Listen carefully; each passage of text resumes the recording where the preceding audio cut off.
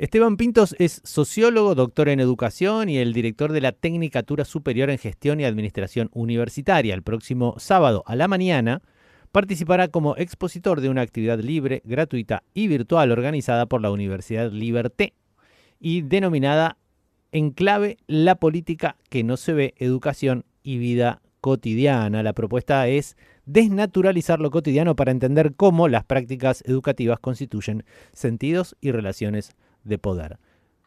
Vamos a ver un poco más de qué se trata todo eso, pero tenemos a Esteban en línea para que sea quien nos lo cuente. Esteban, ¿cómo estás? ¿Qué tal? Buenas tardes. ¿Cómo les va? Un Bien. gusto participar con ustedes. Eh, Contame un poco de la actividad del sábado y vamos a ir haciendo doble clic sobre distintas partes. Perfecto. La actividad del sábado es una invitación que me hacen de una cooperativa que se llama Liberté, de un penal de Batán, de Mar del Plata. Una cooperativa integrada por presos, pero también por familiares de víctimas y creo que hay gente del sistema judicial, es decir, una cooperativa que es muy interesante. Me invitaron para dar una charla y el tema es este justamente, es cómo se construyen los sentidos de lo político en la escuela. ¿Y de qué manera se construyen esos sentidos políticos? Bueno, esta charla es parte de una investigación. Comparto algunas reflexiones como parte de una investigación que formó parte de mi defensa de doctorado en educación, que está vinculado con la inscripción digamos, de los sentidos de lo político en las prácticas pedagógicas en docentes de nivel medio. Es decir, cómo se construye el sentido de lo político en los docentes y cómo esa construcción de lo político se da en las prácticas pedagógicas. Lo que sucede habitualmente es que hay un sentido común, un saber común, algo que circula en la sociedad civil, que es dos cuestiones. Una primera es que la educación no debe meterse en política, ¿no? Como una afirmación. Y luego, digamos, por parte de algunos sectores políticos, ideológicos, que casi lo contrario, que hay cierto adoctrinamiento en las escuelas. Entonces, la charla y, bueno, mi investigación fue un poco en ese sentido, profundizar un poco las reflexiones acerca de cómo se construye ese sentido. Y yo tomé tres dimensiones para analizar digamos, la construcción de ese sentido, porque primero lo que hice fue una diferenciación entre lo político y la política. Digamos. Mi interés no está en la política formal, la democracia formal, los partidos políticos, sino más bien la construcción de lo político, lo ideológico político en los docentes y cómo esa construcción político-ideológica se transmite, circula en el ámbito educativo. En este sentido, yo tomé tres dimensiones para analizar lo político.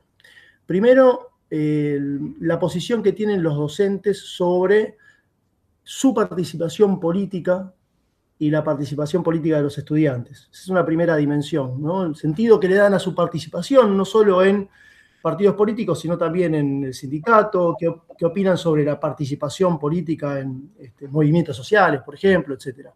Y también de los estudiantes, ¿no? Los estudiantes deben participar, cómo, de qué forma, por qué sí, por qué no. Esa es una primera dimensión. Una segunda dimensión que tomé para analizar lo político es la idea de orden y conflicto que tienen los docentes. Es decir, analizando y tomando la idea de una corriente positivista del orden, una posición determinada del orden y el conflicto, digo, bueno, a mí me parece muy interesante y como una dimensión que no se puede dejar de lado para analizar lo político, cuál es la posición que tienen los docentes sobre el orden en la sociedad y dentro de la institución escolar y el conflicto en la sociedad y dentro de la institución escolar. Y una tercera dimensión, que es constitutiva de lo político, es cuál es la posición, el sentido que le dan lo, al pensamiento situado. Digamos, ¿no? Cómo los docentes interpretan, qué posición tienen respecto al, a, a, a, la, lo situado territorialmente. Y como eso, de alguna forma, determina su posicionamiento bueno, en el análisis y en las acciones y en las ideas que proponen en las aulas.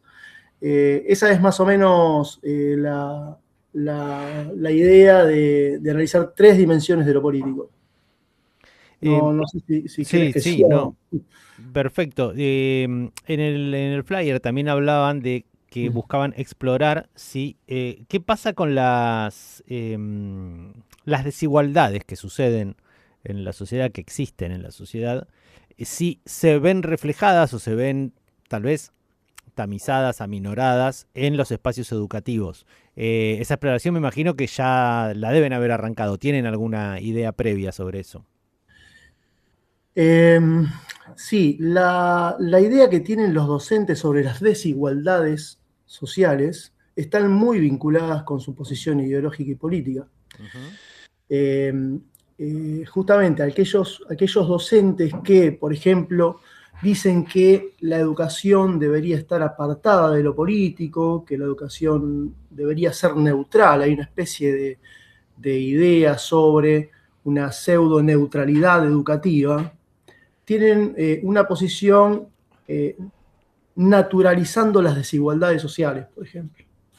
En cambio, aquellos docentes que entienden que la participación es una idea de transformación social, que creen que el conflicto en la sociedad es consecuencia de las desigualdades y que los conflictos dentro de la institución escolar deben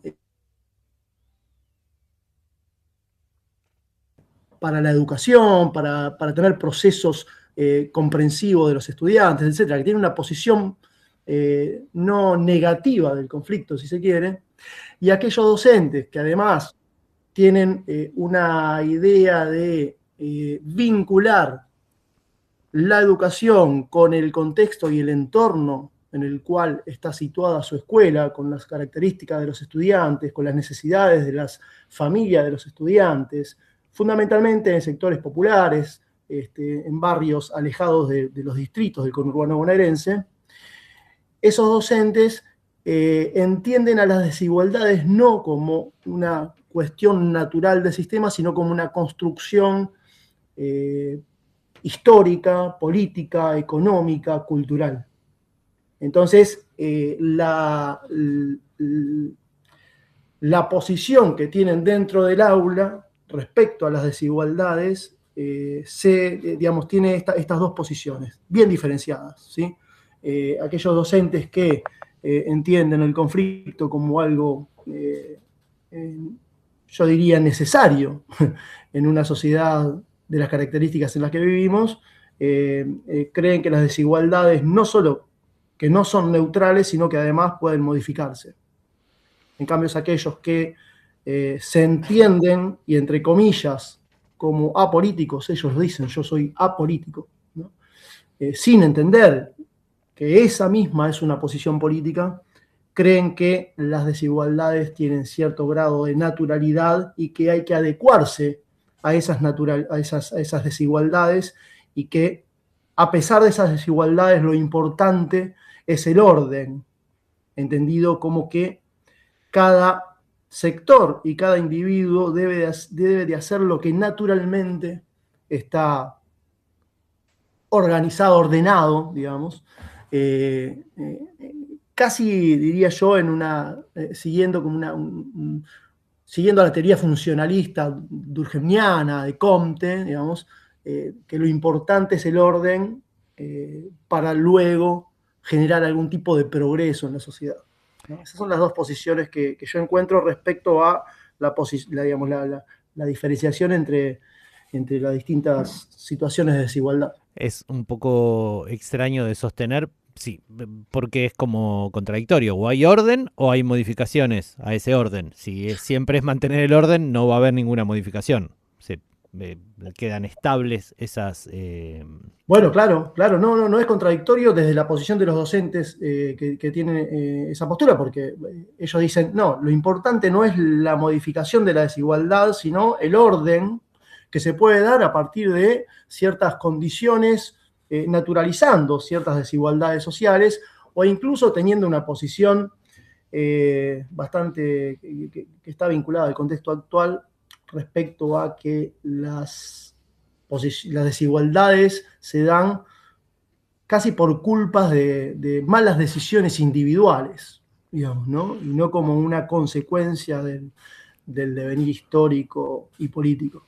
Uno pensaría prejuiciosamente que una postura que busca sostener las desigualdades en pos de un orden Ujú, es algo que, y también creer que uno puede ser apolítico, ujú. es algo que uno imagina que si leíste 5 o 6 libros es difícil de sostener y al mismo tiempo uno imagina que para participar de la práctica docente esa cantidad de libros debe haber sido un poco mayor.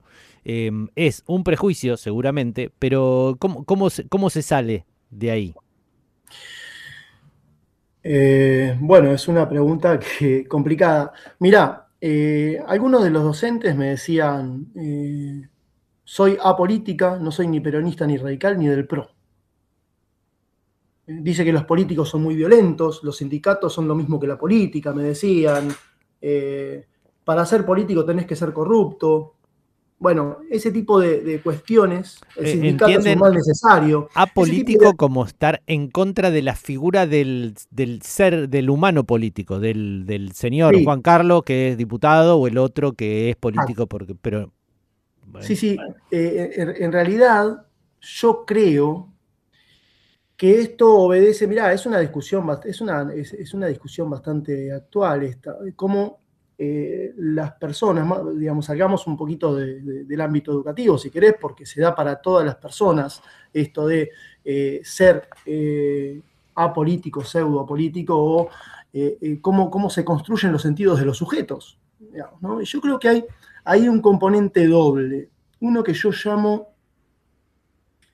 una construcción de sentido de primer orden, es decir, una construcción de sentidos más estructural, que está vinculada a las características teóricas y filosóficas de una corriente positivista, digamos, surgida en el siglo XVIII con la construcción de la sociedad capitalista, una construcción de una determinada organización estatal, jurídica, cultural, política, democrática, que construye un conjunto de sentidos y de pautas culturales que vamos repitiendo a lo largo de la historia.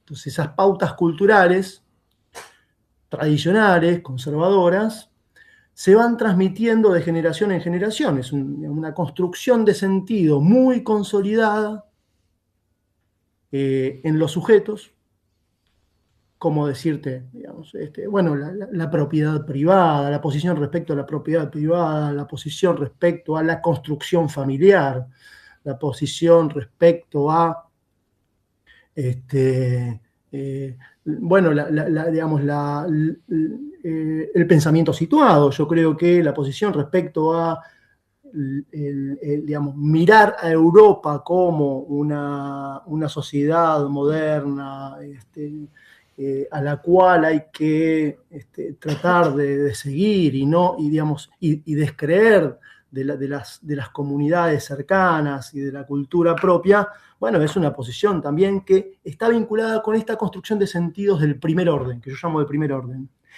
Hay una construcción de sentido de segundo orden, que es más coyuntural, no es tan estructural, y que está vinculada con procesos históricos más cortos, 30 años, 20, y que se van modificando a medida que esos procesos históricos tienen distintas características. Digo, no es lo mismo la dictadura militar que el peronismo en la década del 90, que el kirchnerismo en los 15 años de kirchnerismo, que en este último periodo de 10 años post-kirchnerismo. Quiero decir, hay construcciones de sentido sobre lo político y sobre concepciones ideológicas que se construyen en momentos, digamos, de periodos históricos más breves. Entonces, hay una complementación entre la construcción de sentido estructural y la construcción de sentido de segundo orden más coyuntural. Entonces, uno puede pensar que cuando varían las construcciones de sentido de segundo orden, perdón, las coyunturales, por ejemplo, cuando se sale del kirchnerismo con una construcción de sentidos dentro, digamos, dentro de ese periodo histórico de pensar en el otro, de lo colectivo, una posición sobre los derechos humanos, una posición sobre la diversidad sexual, sobre el matrimonio igualitario, es decir, un conjunto de sentidos que se construyen en ese periodo histórico. Cuando uno sale de allí y cambia el viento en la construcción de esos sentidos coyunturales, no es extraño, creo yo, que los sujetos adopten la posición previa, digamos, de construcción de sentidos de primer orden y vuelvan como una especie de resorte a su primera idea, su primera construcción de sentido, más estructural. Entonces, no es extraño que se voten, por ejemplo, a veces proyectos conservadores, ¿no? y autoritarios como el que estamos viviendo en Argentina, porque esa construcción de sentido y esa difusión de sus ideas y no solo de sus ideas, de sus comportamientos, del gobierno o del mileísmo, digamos, no suena demasiado ilógico que intervenga en sujetos que no tienen o formación política, ideológica, digamos, porque son sujetos que vienen arrastrando esa construcción cultural estructural de generación en generación. No sé si queda claro. Sí, sí. Pensaba que a veces, lo pensaba en su momento cuando el gobierno kirchnerista avanzaba en algunos temas, que justamente lo que estaba haciendo era avanzar en unos temas. Por ejemplo, no sé, el matrimonio igualitario. Sí. Creo que a veces pasa que la política, los políticos, las leyes van atrás, siguiendo una mayoría de personas que están pidiendo algo y a veces escucha a algunas minorías, entiende que llevan razón y propone algo para que entre todos, digamos, gente que no había mirado hacia ahí antes, diga, no, me parece bien eso. Eh, es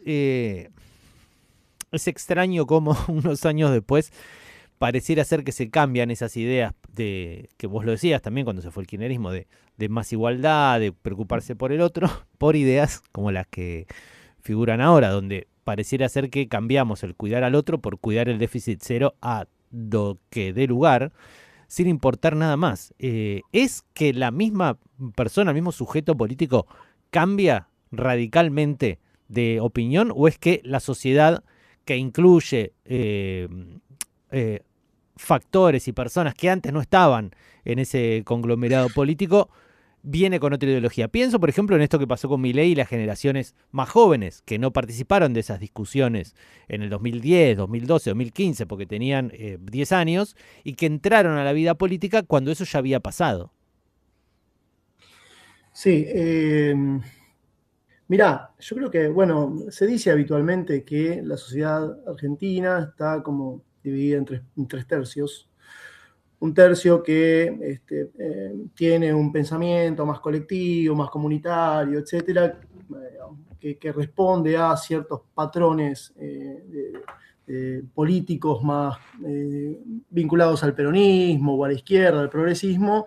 Un tercio que de alguna manera es más conservadora y que siempre, yo creo que es menos de un tercio, pero bueno, ponerle un tercio, que es más conservadora y que responde a ideas coherentes desde su lugar, a ideas más conservadoras, de derecha, si se quiere, en los términos del arco ideológico. Y ahí yo digo un 40% fácil de personas que no están consolidadas, no tienen una reflexión sobre dónde ubicarse y que varían y es mucho más volátil su relación y su vinculación con un sector o con el otro. Digamos, ¿no? A lo largo de la historia van mutando. Yo creo que no es extraño, justamente, que una vez que se sale de ese periodo histórico que se piensa en matrimonio igualitario y en todo este conjunto de cosas que vos mencionabas, algunas personas, más los jóvenes que vos mencionabas, una población nueva que no estaba muy interiorizada de esas políticas, vuelva a su matriz original de construcción de sentidos de primer orden, estructural. Porque esos sujetos nuevos, esos jóvenes varones que aún no habían participado de la historia del kirchnerismo y que recién empiezan a votar, etcétera, están incluidos en familias. Y en realidad, esas familias históricamente vienen construyendo sentido a partir de estas pautas culturales positivistas que te mencionaba al comienzo, de cuidado de la propiedad privada, del rol del hombre y la mujer dentro del hogar, es decir, un conjunto de pautas que están muy enquistadas en la sociedad y en la familia, y que es lógico que una vez que termina ese periodo, porque la discusión que subyace a todo esto es si aquellas cuestiones que se consiguieron respecto a políticas novedosas en el periodo del kirchnerismo fueron provocadas por un movimiento social que obliga al gobierno a tomar esas banderas o fueron proclamadas desde arriba hacia abajo, desde el gobierno y derramó hacia abajo y la sociedad de alguna manera reflexionó, aceptó, a algunas les gustó, digamos, bueno, lo que subyace es esa discusión. Yo creo, sinceramente, es que las propuestas vinieron de arriba hacia abajo. No hubo un movimiento masivo que obligue a un gobierno a adoptar esas políticas. De hecho, lo estamos viviendo en la actualidad.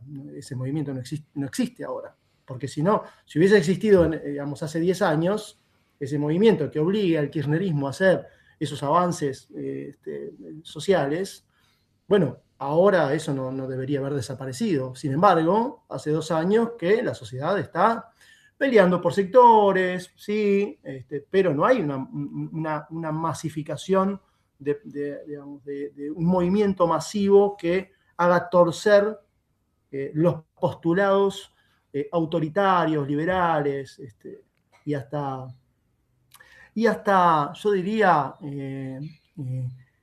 novedosos en cuestiones de política, porque yo creo que la derecha en Argentina ha tirado del mantel.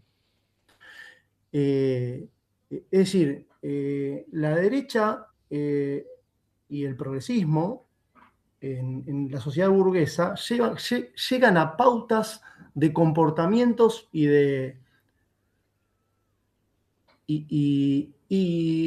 se conviene, se acepta determinados comportamientos.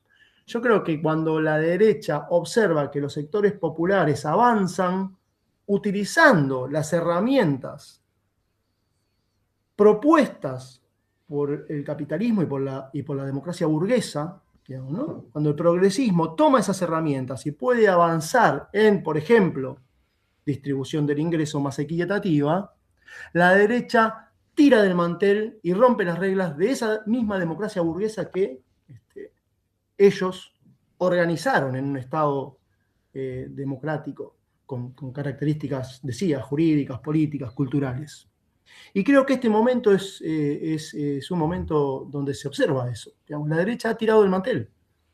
Revolea todo lo que hay arriba de la mesa, todos los acuerdos formales de una democracia burguesa, en el estilo del discurso, en la violencia del discurso, en la falta de acuerdos mínimos de convivencia democrática burguesa. Es decir, la derecha se vio obligada a tirar del mantel. a no respetar la supuesta independencia de poderes que nos enseñaban en la escuela, en la primaria y en la secundaria, ¿no? Entonces hay un poder judicial, digamos, totalmente teñido y controlado que colabora para esa destrucción de las normas y de la democracia burguesa tal cual estaba planteada. Entonces, encarcela a opositores, inventa causas, se apoya en, digamos, eh, el periodismo y la comunicación masiva y bueno, y termina con, por ejemplo, la líder de la oposición en prisión, con persecución política de varios. Entonces, creo que eso es lo que está un poco en juego, ¿no? De alguna manera volver a establecer pautas culturales de comportamiento, políticas, acuerdos mínimos para establecer una disputa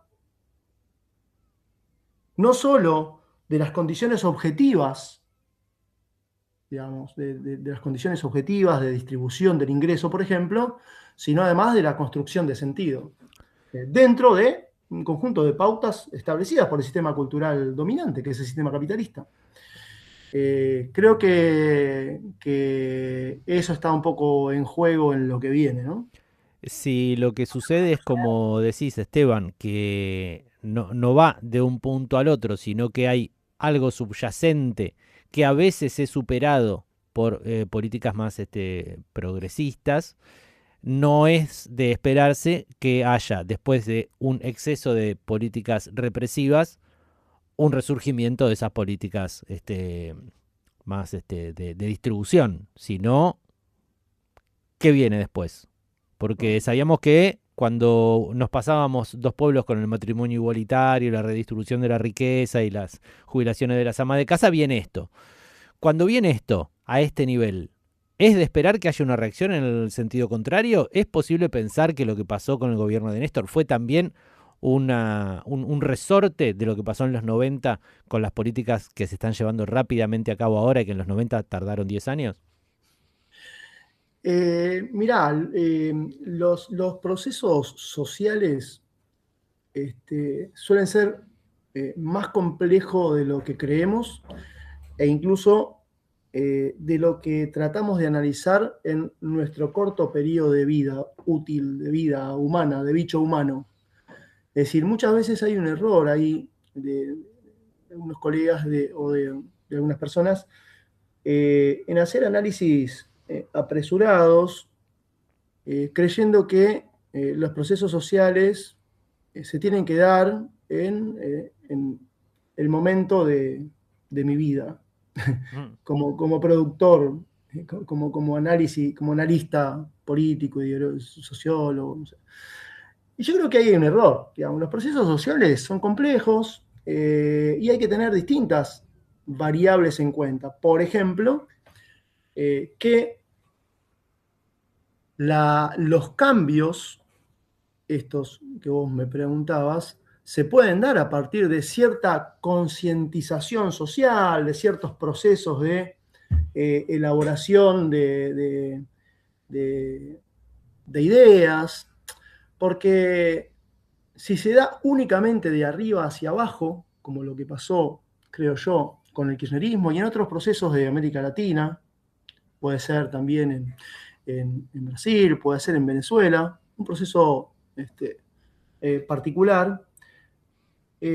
Los cambios suelen ser por periodos cortos, se pueden dar, digo, porque se puede dar otro periodo de distribución del ingreso, por ejemplo, ¿no? En Argentina. Sí, yo creo que se puede dar. Ahora, lo importante es que lo importante es que no estamos observando habitualmente que los cambios no deben darse solo de manera de distribución del ingreso o de banderas como las que se consiguieron en el kirchnerismo, de igualdades, etc. Sino que tiene que haber un cambio de construcción de sentidos. Y este cambio de construcción de sentidos no se analiza habitualmente. ¿Cómo se construyen los sentidos? Porque entonces, ¿cómo explicamos que una sociedad que masivamente apoyó digamos, las políticas kirchneristas, masivamente a menos de 10 años, vota un proceso autoritario como el que estamos viviendo, neoliberal, conservador, como lo llamamos? Digo, entonces, me parece que, mirá, un politólogo, un politólogo me dijo una vuelta, en Venezuela, yo no sé si ustedes se acuerdan, hace unos 15 años, cuando había marchas masivas a favor, digamos, a favor y en contra del chavismo, y ambas eran masivas, ¿sí? Entonces, el politólogo, no sé si se acuerdan, unas marchas masivas de ambos lados, ¿no? Sí, me El acuerdo. politólogo iba a esas marchas, iba a las que estaban en contra del chavismo, y había gente de sectores populares allí. Y el chavismo había hecho una transformación increíble, había dado casas, ¿no? Había hecho una distribución del ingreso increíble. Y cuando este politólogo le preguntaba a las personas, bueno, pero ¿a quién, vos, por qué estás acá? Bueno, a mí el chavismo me dio casa con televisor, no sé qué, no sé cuánto. ¿Y por qué estás acá en contra del chavismo? Y bueno, porque yo tengo que mantener lo que tengo, decían las personas que estaban allí en contra del chavismo, que era quien le había dado todas esos cambios objetivos, esos cambios reales, de distribución del ingreso, de acceso a cosas que jamás había tenido. Entonces ahí la pregunta es, ¿cuál es la relación que existe entre los cambios objetivos reales de igualdad y la construcción de sentido de los sujetos para comprender ese tipo de situaciones? Y ahí está la cuestión, porque yo digo, bueno, puede venir un periodo de distribución del ingreso nuevamente, pero ¿cómo se garantiza esa continuidad más allá de la distribución del ingreso? Y bueno, trabajando sobre cómo se construyen los sentidos de lo político, de lo ideológico. Y es difícil romper con 200 años de cultura capitalista sobre la propiedad privada, el rol del hombre, el rol de la mujer, la negritud, la posición sobre lo negro, digamos, ¿no? Cuando vos escuchás en la calle y los negros hay que matarlos a todos. Bueno, esa es una posición política, ideológica fuerte, y que está impregnada en los sectores populares incluso. Los chorros, bueno, nadie se plantea digamos, cómo es la delincuencia, por qué es la delincuencia. Hay una construcción de sentido estructural que es muy difícil cambiar. Entonces, no es sorprendente, esto quiero que quede, no es sorprendente que volvamos como sociedad a votar ideas como las actuales.